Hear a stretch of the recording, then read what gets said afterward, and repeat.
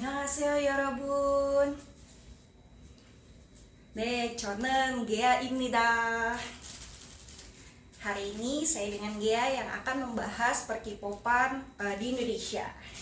Kenapa sih K-pop atau awalnya K-pop masuk ke Indonesia? K-pop itu masuk ke Indonesia tahun 2000-an. Jadi masuk setelah mereka sudah ada di Gen 2 di Koreanya.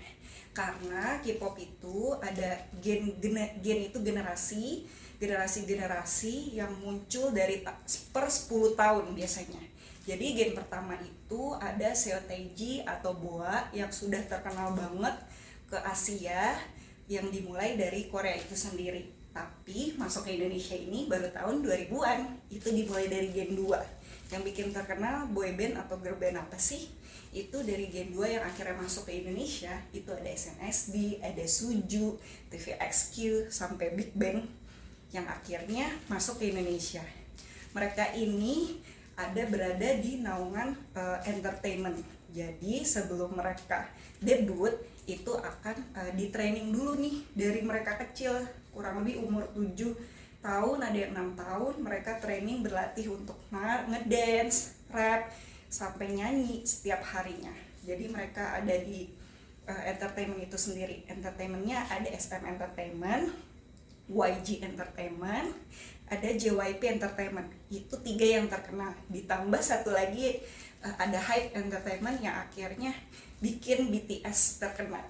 Jadi terus faktor apa yang akhirnya bisa masuk ke Indonesia Kinets ini? Sebutannya sih biasanya Kinets.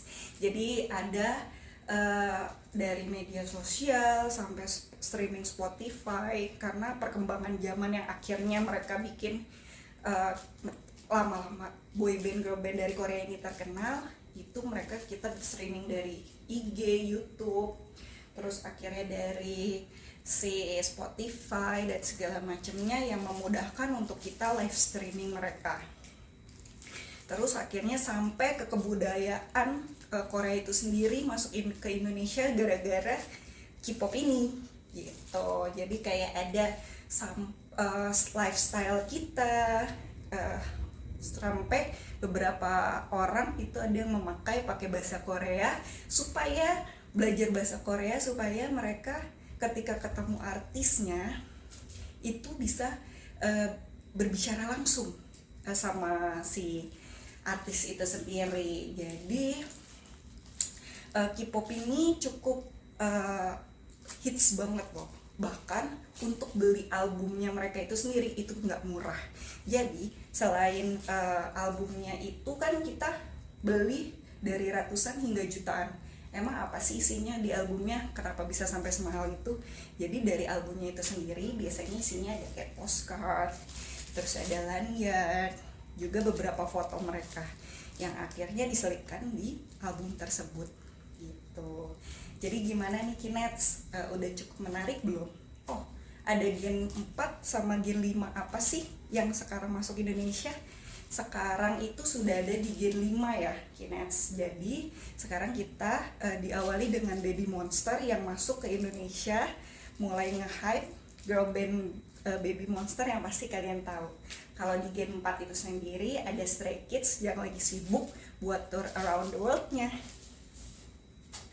Jadi beberapa konser yang udah datang ke Indonesia juga itu nggak murah loh buat nonton konser-konser mereka. Harga dari tiket VIP aja sendiri bisa 3, 4, bahkan 5 jutaan. Kenapa segitu mahalnya? Karena biasanya dapat lanyard, terus dapat soundcheck atau send off. Jadi kita bisa melihat artisnya. Kalau yang ngambil tiket VIP itu biasanya bisa say goodbye sama artisnya. Begitu Kinets. Jadi gimana? Tertarik gak buat nonton konser-konser mereka? Karena entertainment mereka itu lumayan cukup bagus, menghibur dengan tarian mereka. Jadi gak monoton dibanding dengan penyanyi-penyanyi Eropa. Jadi mungkin kalau penyanyi Eropa atau Amerika itu biasanya hanya dance biasa, nyanyi dan menghibur. Cuman kalau Korea K-pop kenapa begitu mendunia? Karena mereka akhirnya punya entertainment saat di panggung yang amat sangat bagus. Jadi biasanya saya nonton konser itu boyband atau girl band tersebut benar-benar sangat atraktif sama kita semua nih, sama penontonnya. Kemudian visual panggung yang bagus dengan paras yang ganteng yang cantik, terus benar-benar ngedance yang all out, bagus, keren. Pokoknya kenapa makanya K-pop sampai begitu tenarnya di Indonesia. Jadi jangan lupa untuk tetap cintain Indonesia walaupun kalian suka banget sama K-pop. Thank you. Annyeong yorobun.